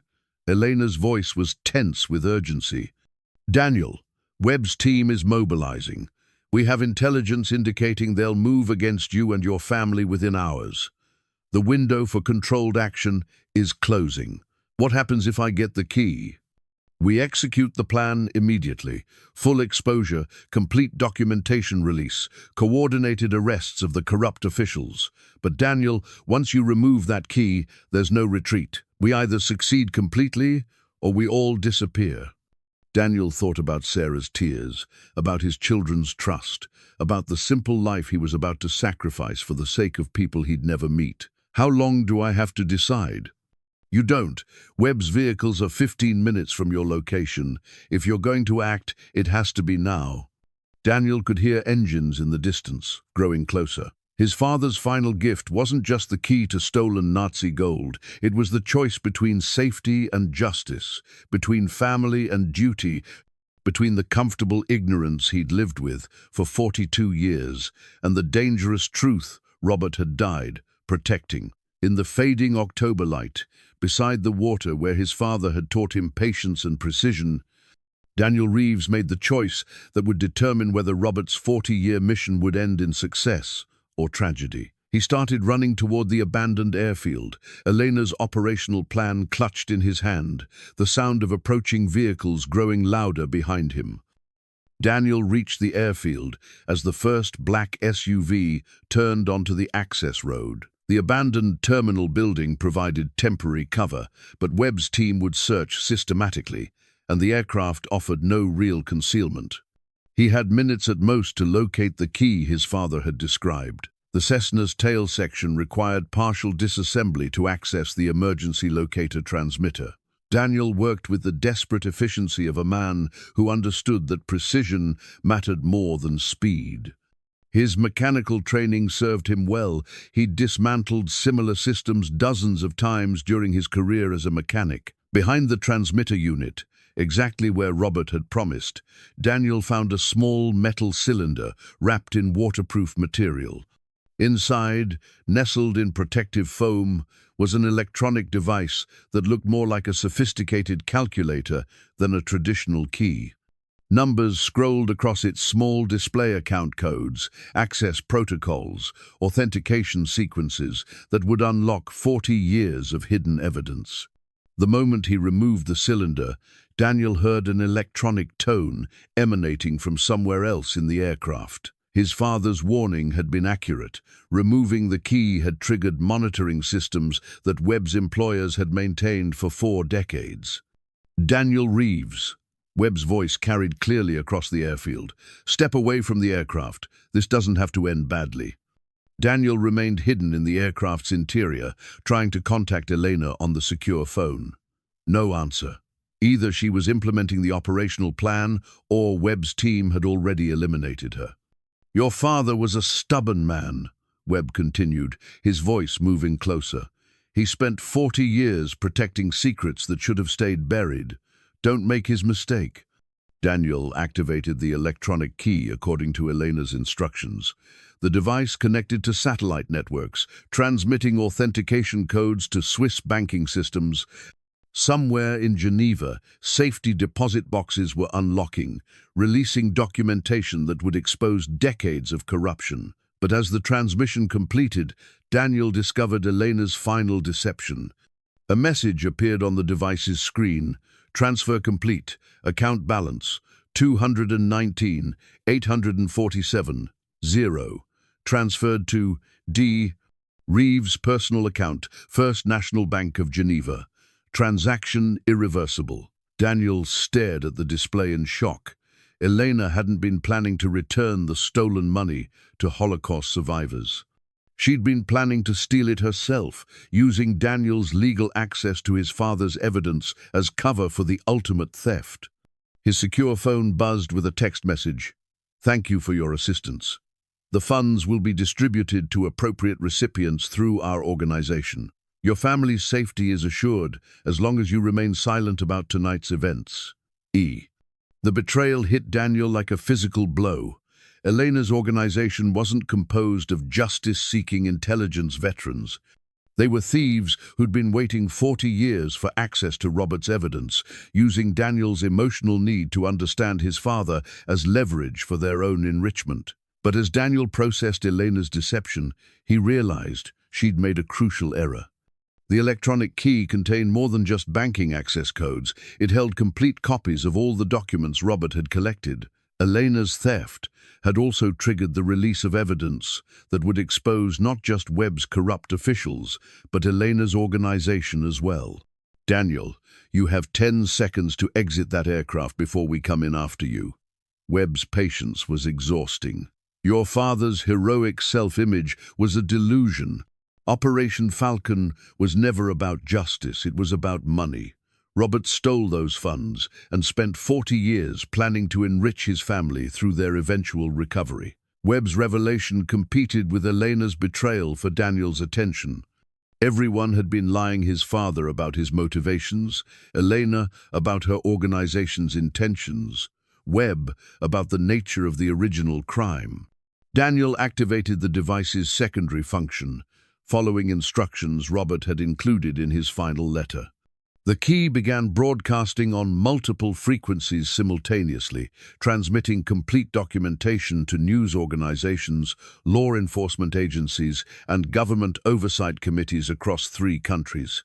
Whatever the truth about Operation Falcon, whatever Robert's real motivations, the evidence would now be evaluated by people with no personal stake in keeping secrets buried. Webb appeared in the aircraft's doorway, his professional composure replaced by desperate urgency. "What did you just do?" "I finished my father's work." "Your father's work was theft, Daniel. He stole that money and convinced himself he was protecting it. Elena Kozlov is a former Soviet intelligence officer who's been planning this theft for decades. You've been used by everyone involved." Webb's explanation felt true in ways that Elena's heroic narrative hadn't. Daniel's father had been many things, but he'd never been particularly idealistic. The careful, methodical way Robert had arranged, the evidence suggested planning for personal benefit, not altruistic justice. Then why did you spend 40 years watching him instead of simply taking the evidence? "Because we needed him alive to access the Swiss accounts. The banking protocols required biometric authentication from the original account holder. We've been waiting for him to die naturally and leave the access codes to family members we could manipulate." Daniel understood, with horrifying clarity, that everyone, Elena's organization, Webb's employers, even his own father, had viewed him as a means to an end. His emotional need to understand Robert's hidden life had made him the perfect tool for competing groups of thieves. But Robert's final preparations had anticipated this possibility. The electronic key's broadcasting function ensured that regardless of who ultimately controlled the money, the truth about Operation Falcon would become public knowledge. "The transmission is complete," Daniel said. "Every news organization in 3 countries now has complete documentation about the original theft, your 40-year cover-up, and Elena's organization's current theft. Whatever happens to me, the story will be published." Webb's expression shifted from urgency to resignation. Your father was more paranoid than we realized. My father was a careful man who didn't trust anyone completely, including me. The sound of additional vehicles arriving at the airfield interrupted their conversation. Through the aircraft's windows, Daniel could see official sedans and unmarked law enforcement vehicles surrounding the area. Either Elena's plan had triggered government response, or Webb's employers had decided to contain the situation through official channels. Elena Kozlov emerged from one of the sedans, but she wasn't alone. Federal agents flanked her, their presence suggesting that her organization's theft had been anticipated by law enforcement agencies that had been monitoring the situation for years. "Daniel," Elena called across the airfield, "the operation has been completed successfully. The funds are being transferred to the appropriate recipients as planned." But Daniel could see the truth in the agents' positioning, in the way they maintained control over Elena's movements. Her organization had been under surveillance, their theft attempt anticipated and countered by agencies with longer planning horizons than any of the immediate participants had realized. Webb lowered his weapon, his professional resignation complete. 40 years of careful security, destroyed by one man's need to be a hero to his son. Daniel climbed out of the aircraft, still holding the electronic key that had triggered events beyond anyone's complete control. Around the airfield, federal agents were establishing a perimeter that would ensure no one left without extensive debriefing. As the sun set over the abandoned runway where his father's final secret had been revealed, Daniel realized that Robert's true legacy wasn't the money or the evidence or even the truth about Operation Falcon. It was the choice between different types of corruption, different kinds of theft, different versions of justice that all served someone's personal interests. The only certainty was that by morning, Daniel's quiet life in Millbrook would be over forever, replaced by whatever consequences emerged from 40 years of carefully maintained lies, finally colliding with each other in ways no one had completely anticipated. But for the first time since inheriting his father's mysterious aircraft, Daniel felt like he finally understood Robert Reeves not as a hero or a thief, but as a man who'd spent 4 decades trying to choose the least harmful option among competing evils, and who'd arranged for his son to make the final choice when all other options had been exhausted. The federal safe house in Indianapolis looked like countless suburban homes, beige siding, modest landscaping, the kind of deliberate normalcy that would never attract attention. Daniel had been there for 6 days, debriefed by agents whose names changed daily and whose questions revealed the scope of an investigation that stretched back decades. Sarah and the children had been relocated to a similar facility in Cincinnati. They were safe, but Daniel hadn't been allowed contact beyond brief, monitored phone calls that confirmed their well-being without providing comfort. The separation felt like punishment for choices he'd made with incomplete information. Agent Rebecca Martinez had been assigned as his primary handler, a woman in her 40s whose patient professionalism suggested extensive experience with reluctant witnesses caught in situations beyond their understanding. She entered the safe house kitchen, where Daniel sat reviewing transcripts of his previous debriefings, trying to understand the full scope of what he'd triggered. "The Swiss Banking Commission released their preliminary findings," Martinez said, settling into the chair across from him. "Your father's electronic key didn't just access the Operation Falcon accounts. It triggered the release of banking records dating back to 1945. Daniel looked up from the transcripts. "How much money?" "The Nazi gold your father helped recover was only part of a larger network. Swiss banks had been holding assets stolen from Holocaust victims for decades, waiting for legal heirs who were never contacted about their inheritance. The total value, adjusted for compound interest over 75 years, exceeds $800 million. The number was so large Daniel had trouble processing it. And Elena's organization? They were Soviet sleeper agents who'd been monitoring the situation since the 1960s. Elena Kozlov was her real name, but she'd been working for Russian intelligence services since before the Cold War ended. Her plan was to steal the money and use it to fund current operations against American interests. Daniel thought about Elena's convincing portrayal of a justice-seeking intelligence veteran. How long had they been planning this? Since your father first refused to participate in the original theft, Elena's handlers realized that eventually the evidence would pass to family members who could be manipulated. They've been waiting 40 years for the right opportunity. Martinez spread additional documents across the kitchen table: photographs, surveillance reports, communication intercepts that revealed the scope of foreign intelligence interest in Robert's hidden evidence. Your father knew about the Russian surveillance? He suspected it. The methodical way he distributed the evidence, the careful timing of its release, the electronic countermeasures built into the key, all of it suggests he understood that multiple hostile parties were monitoring the situation. Daniel studied photographs of Elena, taken over several decades, documenting her patient infiltration of intelligence veteran communities.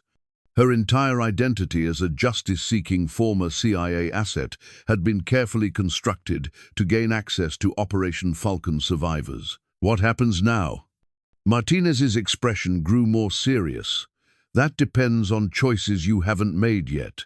The evidence your father collected doesn't just expose the Operation Falcon theft. It documents a pattern of corruption that continued into current intelligence operations. Some very powerful people are going to prison, but others are negotiating for reduced sentences in exchange for cooperation. She produced a thick folder marked with security classifications Daniel didn't recognize.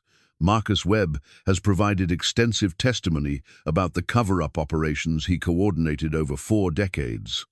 His information will help us identify and prosecute the remaining participants, but only if you're willing to testify about your father's evidence and its contents.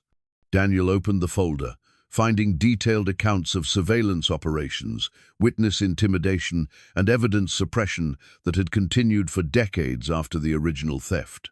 Webb's confession revealed the scope of resources devoted to keeping Operation Falcon secret. Why is my testimony necessary? You have all the evidence. Because the courts will require testimony from the person who legally inherited and activated your father's evidence. Your role as the inheriting son provides legal standing that makes the evidence admissible. Without your testimony, much of what we've recovered might be excluded from prosecution. Daniel understood the irony.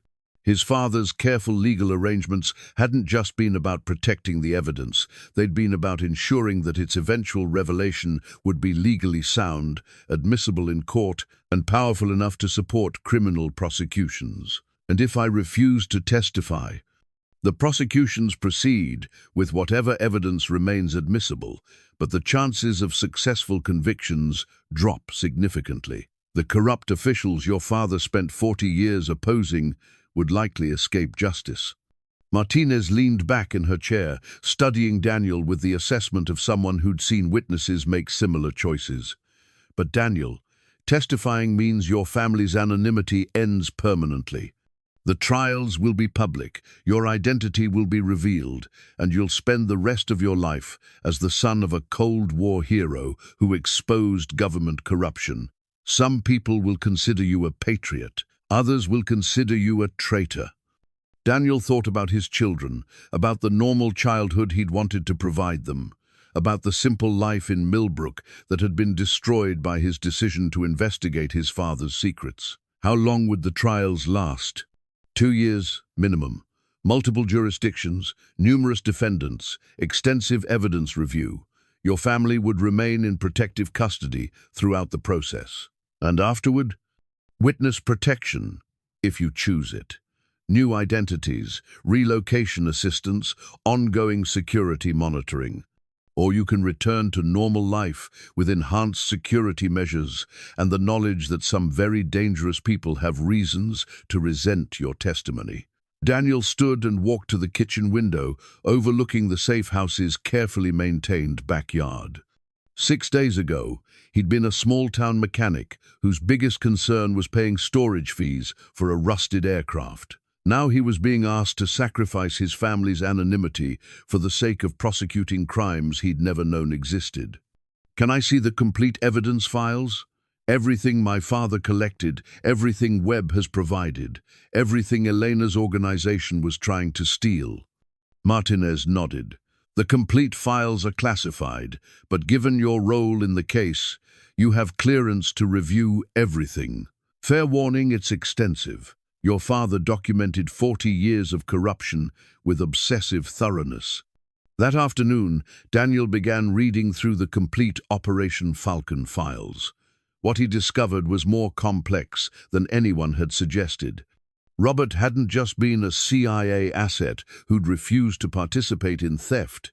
He'd been systematically documenting corruption across multiple intelligence agencies, building a case that would expose institutional problems rather than individual crimes. The Swiss bank accounts hadn't just contained stolen Nazi gold.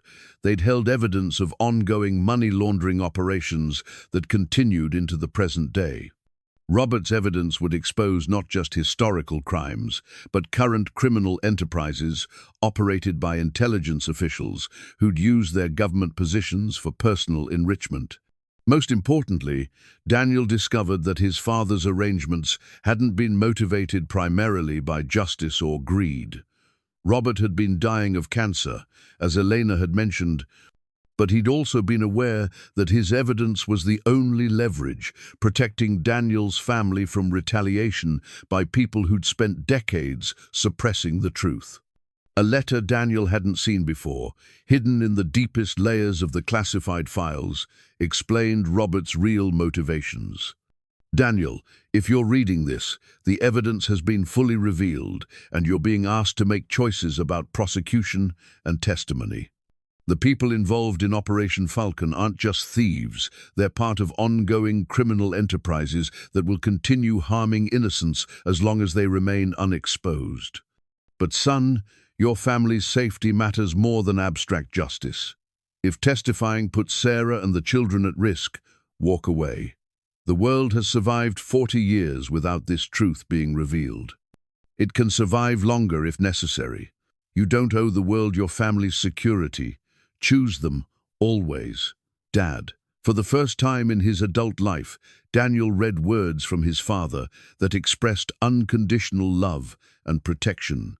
Robert's lifetime of emotional distance had been motivated not by indifference, but by the understanding that his dangerous knowledge made closeness a liability for the people he cared about most. That evening, Martinez found Daniel in the safe house living room, staring at family photographs Sarah had been allowed to send. "Have you decided about testifying?" Daniel looked at pictures of Tommy and Lisa, normal teenagers whose lives had been disrupted by secrets their grandfather had carried for 4 decades. "I want to talk to Sarah first. Whatever I decide affects all of us." Martinez nodded. "I can arrange a secure video call. But Daniel, the prosecution needs your decision soon. Some of the defendants are negotiating plea agreements that depend on whether your testimony will be available. How much time do I have?" 48 hours. After that, the prosecutors will have to proceed with the evidence they can use without your involvement. Daniel understood that his father's final gift wasn't the aircraft or the evidence or even the truth about Operation Falcon. It was the choice between justice and family, between exposing corruption and protecting the people he loved, between finishing Robert's work and choosing a different path entirely. By Friday morning, Daniel would have to decide whether Robert Reeves' 40-year mission would end in triumph or in the quiet safety of continued secrecy. Either choice would change his family's future forever, but in very different ways. Outside the safe house windows, Indianapolis continued its normal rhythm. People going to work, children playing in yards, life proceeding with the comfortable predictability that Daniel realized he might never experience again, regardless of what he chose. The secure video call connected at precisely 9 a.m. on Thursday morning. Sarah's face appeared on the screen, thinner than Daniel remembered, her eyes showing the strain of a week in protective custody with two confused teenagers who deserved explanations she couldn't provide. "You look tired," she said, which was her way of expressing concern without admitting fear. "I've been reading files, learning things about Dad that I never imagined." Daniel studied her face, noting the careful way she positioned herself in front of the camera to hide the institutional furniture of her safe house location. "Sarah, the choice they're asking me to make, it's not just about testifying in some courtroom. It's about whether we spend the rest of our lives being the family that exposed government corruption. And if you refuse, the prosecutions still proceed, but with reduced chances of success. Some very dangerous people continue operating with immunity.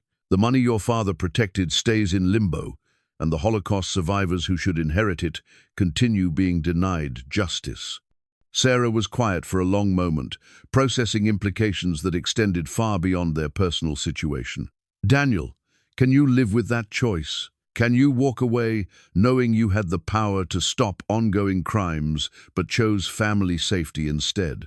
The question cut to the heart of Daniel's internal struggle. His father had spent 40 years carrying the burden of delayed justice. Now that burden was being transferred to Daniel, with the added weight of knowing that his choice would determine whether Robert's sacrifice had meaning. "Can you live with the alternative?" Daniel asked. "Years of trials, death threats, witness protection, the kids growing up knowing their grandfather was a spy and their father was the man who exposed his secrets? I don't know. But Daniel, I keep thinking about something you said, that your father saved 47 people during his operational career. 47 families who got to live free lives because one man was willing to risk everything for strangers." Through the screen, Daniel could see Sarah making the same calculation he'd been struggling with for days. The choice wasn't really between safety and danger. Both paths carried risks. The choice was between different types of responsibility, different kinds of legacy they'd leave for their children. "The agent handling my case says the corruption continues into current operations. It's not just historical crimes. People are being hurt right now by the same networks your father tried to stop." Sarah looked directly into the camera. "Then I think you already know what your father would want you to do, and I think you know what kind of man you want to be for Tommy and Lisa." Before Daniel could respond, Agent Martinez entered the safe house's communication room. Her expression was urgent in a way that immediately shifted the conversation's tone. "Daniel, we have a problem. 3 of the Operation Falcon defendants have disappeared from federal custody. They were being transported between facilities when their convoy was ambushed by what appears to be a professional extraction team." The video call's audio picked up Sarah's sharp intake of breath. Even through the secure connection, the implications were clear. The people Robert had spent 40 years opposing weren't going quietly to prison. "Which defendants?" Daniel asked. "The 3 with current intelligence positions, the ones whose testimony could have exposed ongoing operations." Martinez consulted her tablet. "We believe they're being extracted by foreign assets, possibly Elena Kozlov's handlers, who want to prevent their cooperation with American prosecutions." Daniel understood immediately that the situation had escalated beyond courtroom testimony. If the corrupt officials were being protected by hostile intelligence services, the case had become a matter of national security rather than historical justice. "What does this mean for the prosecutions?" "Without their testimony, we lose the ability to prosecute current operations. The historical crimes still stand, but the ongoing criminal enterprises continue operating." Martinez's frustration was evident. "Daniel, your testimony just became significantly more important. You may be our only path to exposing the full scope of the corruption network." Sarah's voice came through the video connection with quiet determination. "Daniel, make the choice. Whatever it is, make it now and commit to it completely."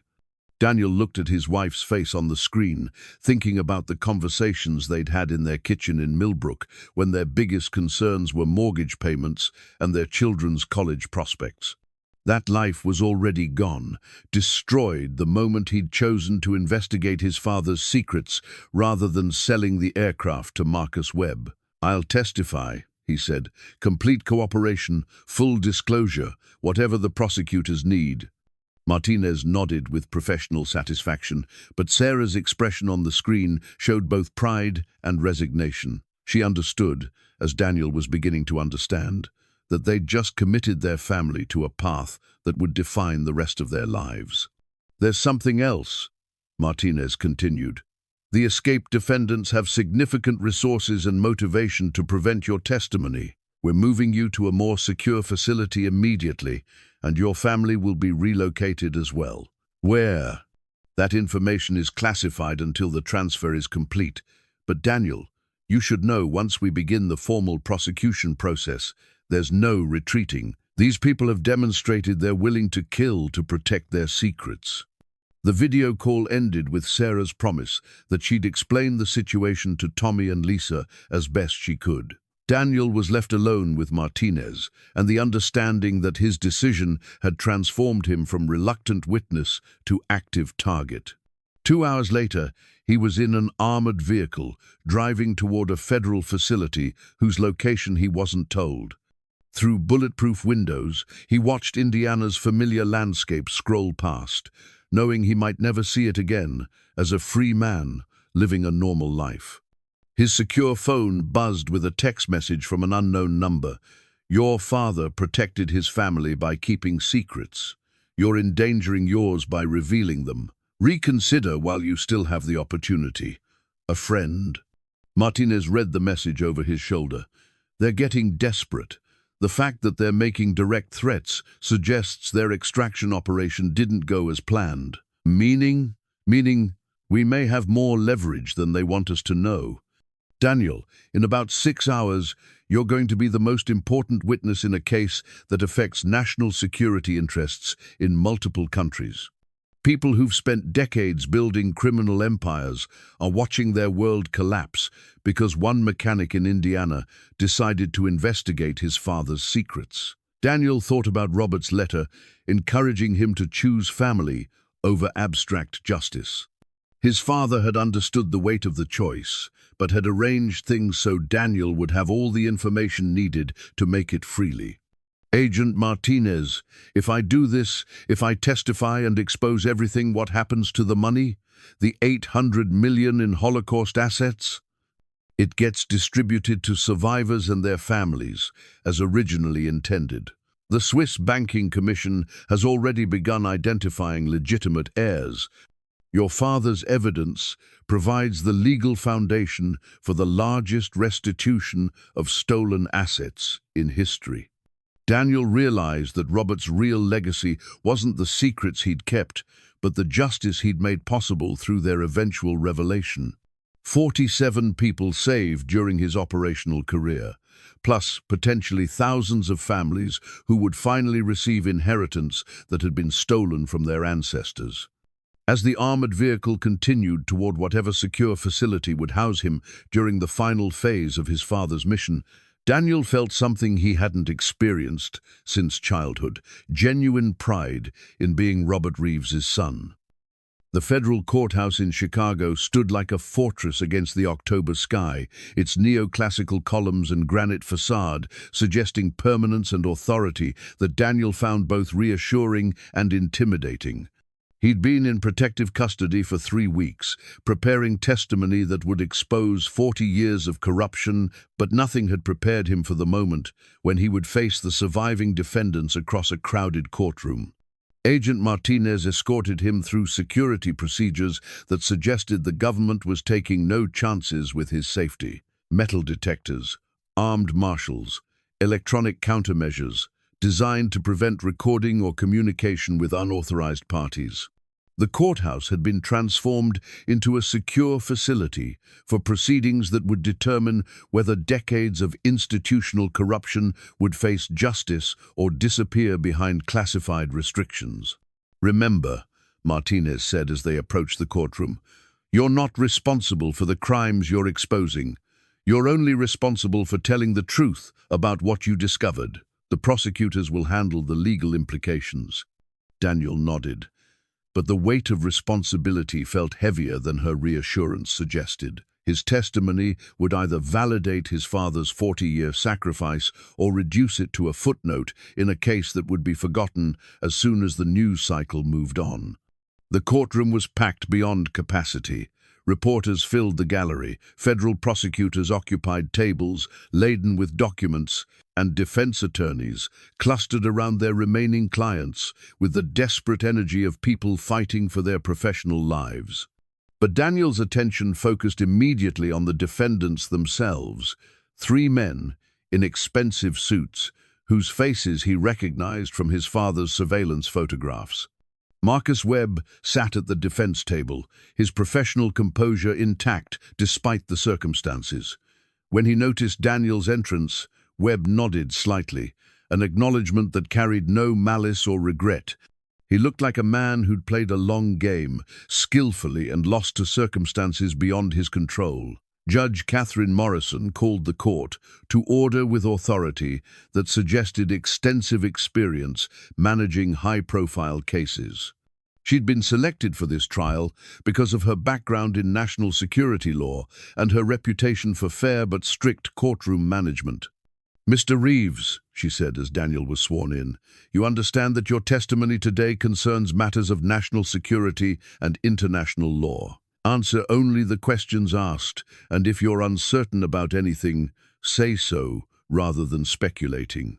The lead prosecutor, Assistant Attorney General David Chen, approached the witness stand with careful deliberation. Daniel had worked with him during preparation sessions, but facing him in open court felt entirely different. "Mr. Reeves, please tell the court how you first learned about your father's aircraft." Daniel began with the inheritance, the family's mocking reaction, his decision to investigate rather than immediately sell the plane for scrap. As he spoke, he could see jurors leaning forward with interest, drawn into a story that began with ordinary family dynamics, but promised to reveal extraordinary secrets. Chen guided him through each discovery methodically, the hidden compartments, the coded flight logs, the maps and radio frequencies, the Swiss bank key that had triggered everything else. Daniel's mechanical background helped him explain the technical aspects of Robert's evidence distribution system with clarity that made the complexity accessible to civilian jurors. "And what did you find when you activated the electronic key?" "Initially, I thought it had transferred the money to an account controlled by Elena Kozlov's organization. But later investigation revealed that the key had actually triggered multiple simultaneous transmissions, not just banking access codes, but complete copies of all the evidence my father had collected over 40 years. Chen displayed documents on the courtroom screens, bank records, communication intercepts, surveillance reports that detailed the scope of Operation Falcon and its aftermath. Daniel explained each item's significance, describing how Robert's methodical documentation had created an unbreakable chain of evidence.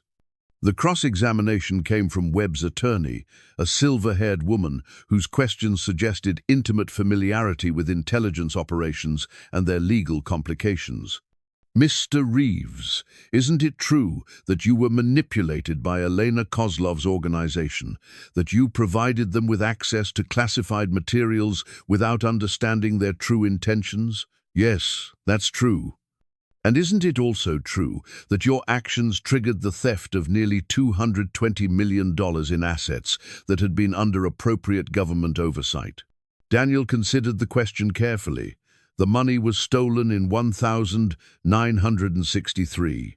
My actions triggered its recovery and return to the families it was stolen from." "But you have no legal training, no background in intelligence operations, no qualification to determine who should control assets recovered from criminal enterprises." "No, I don't. But my father spent 17 years of his career saving people from oppressive regimes and 40 more years protecting evidence that would eventually ensure justice for Holocaust survivors. I think he was qualified to make those determinations." The attorney's expression suggested she'd expected a different response. Daniel realized that his weeks of preparation had taught him to focus on the moral clarity underlying the legal complexity.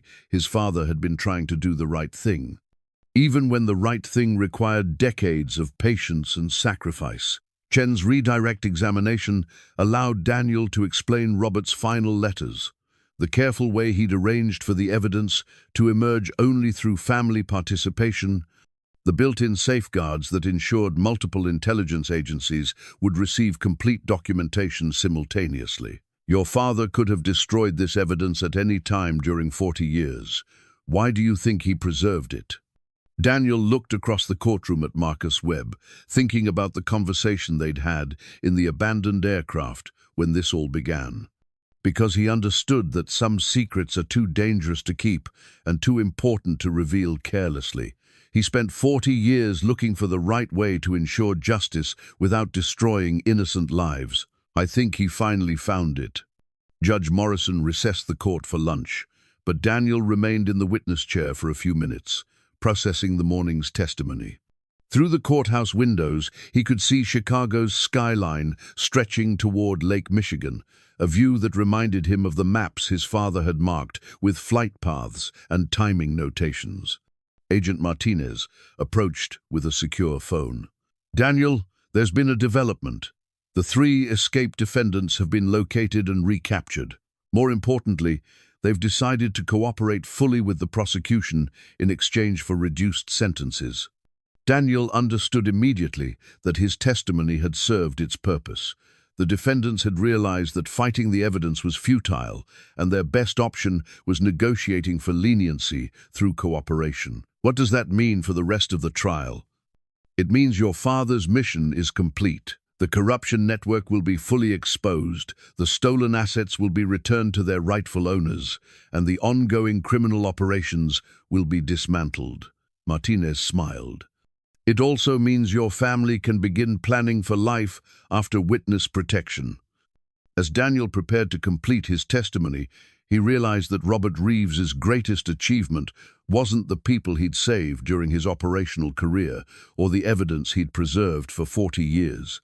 It was the careful way he'd arranged for his son to have the information and support needed to choose justice over safety, truth over comfort, and his father's legacy over his own immediate interests. The afternoon session would conclude Daniel's direct involvement in the case, but it would also mark the beginning of whatever life his family would build in the aftermath of revelations that had changed everything they thought they knew about themselves and their place in history.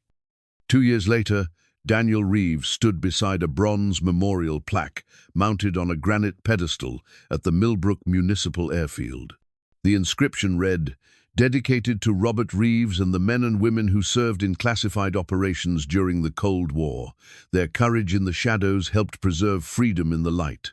The dedication ceremony had drawn a modest crowd. Sarah and the children, Agent Martinez, several families whose relatives had been saved by Robert's wartime operations, and a handful of intelligence veterans whose own service could finally be acknowledged.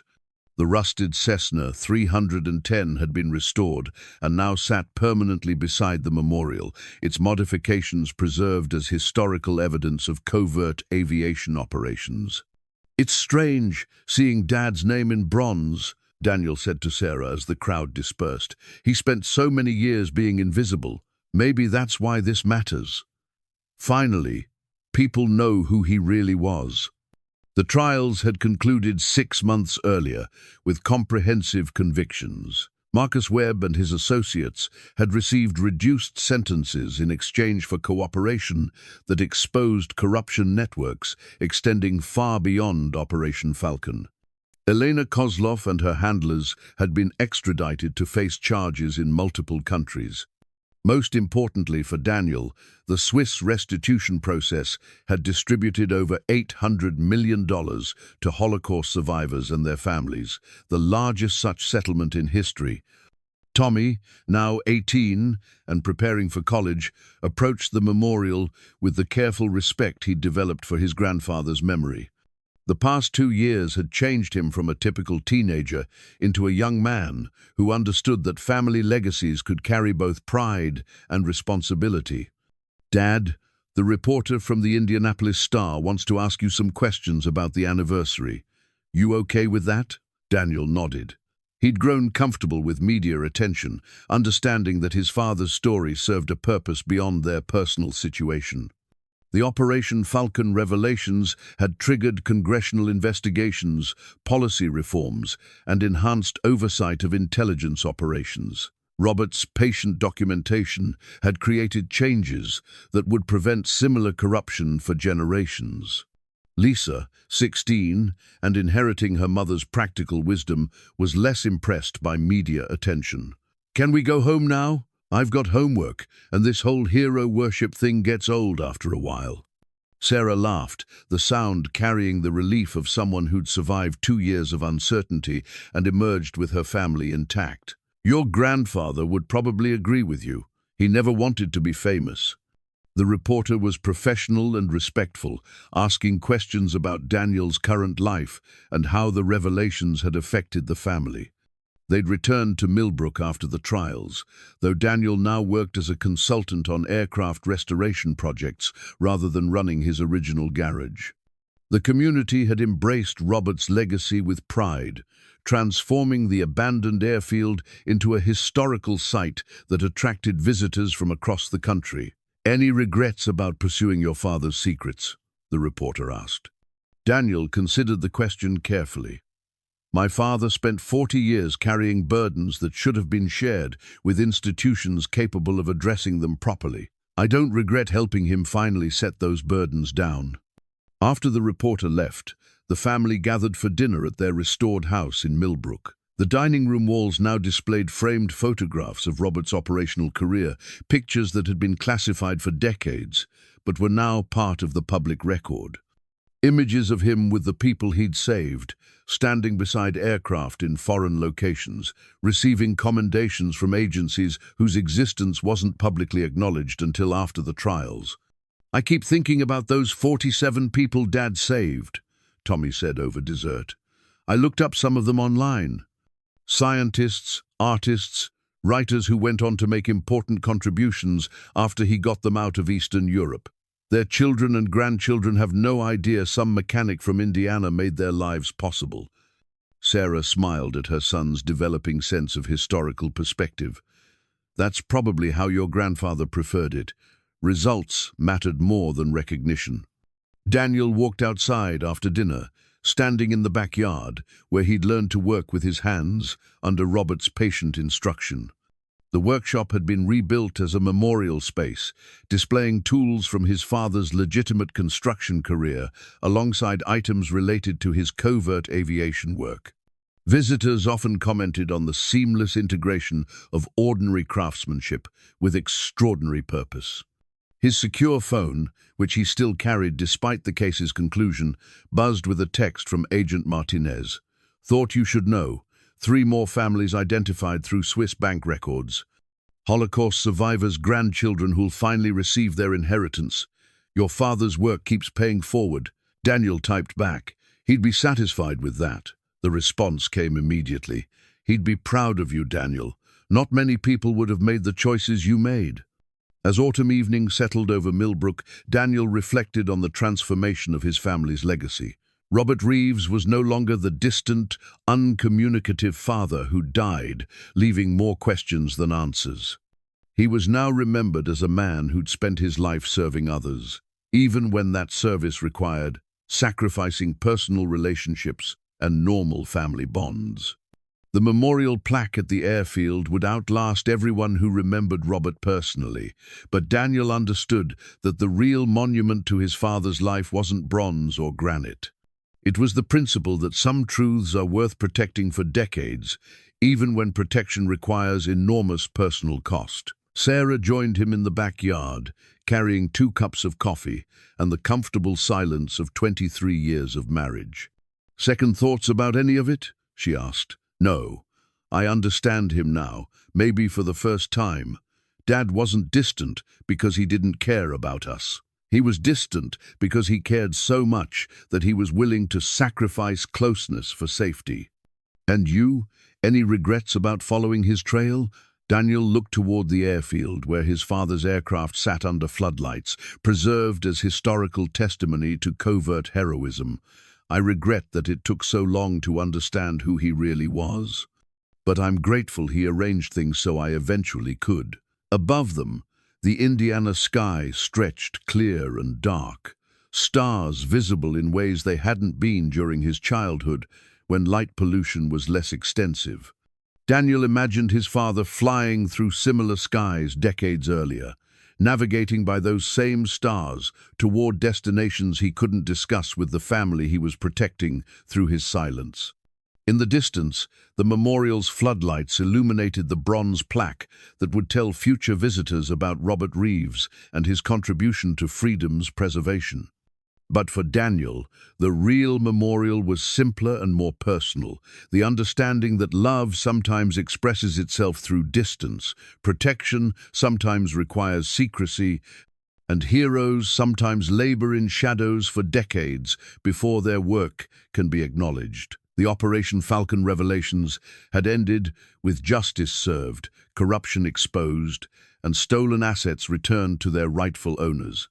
But for the Reeves family, the real resolution was quieter and more lasting, the peace that comes from finally understanding the choices made by someone whose love was too large to be expressed through conventional means. Tomorrow would bring normal concerns, work deadlines, school events, community responsibilities. But tonight, in the backyard, where a father had once taught his son to work with his hands, Daniel Reeves felt the contentment of a man who'd honored his family's legacy by ensuring it would be remembered for all the right reasons.